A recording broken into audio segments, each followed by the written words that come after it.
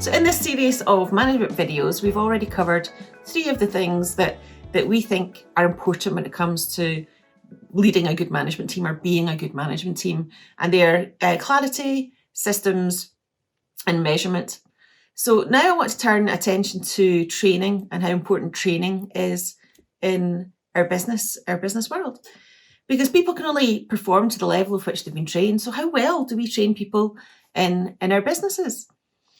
You know, it would be daft to think of our favourite team of football players or rugby players or whatever you follow turning up on a Saturday or whenever to play their match and they haven't done any training. Now that wouldn't happen, would it? No, they train through the week and they're coached through the week and they perform well, hopefully, because they're all been trained to do a certain thing. So how well do we take that approach in our businesses?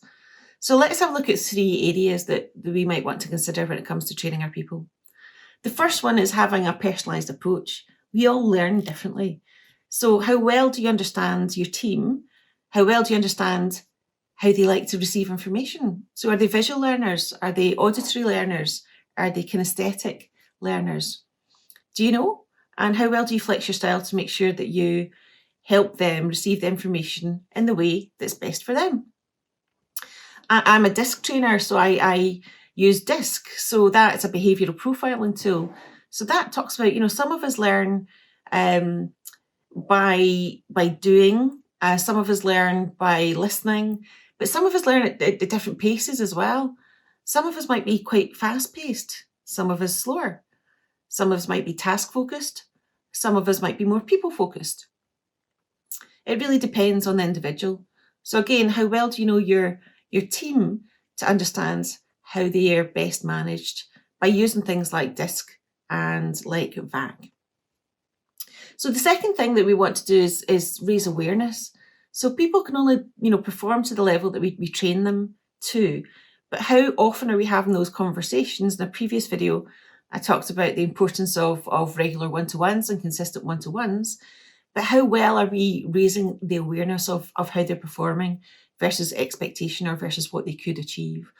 Are we helping them to identify the gains they've made, but also the gaps that perhaps still exist and what they might need to do? How could you support them to best move on and actually give an even greater performance? So that comes down to the conversations that you're having with them. And then be the coach.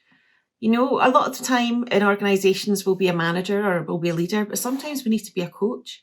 And you think about the difference and the nuances of the words coach and manager.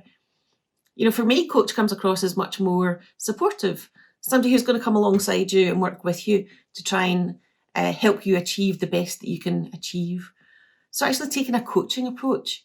How well do you ask questions? How often do you put the thought bubble over the head of the person you work with?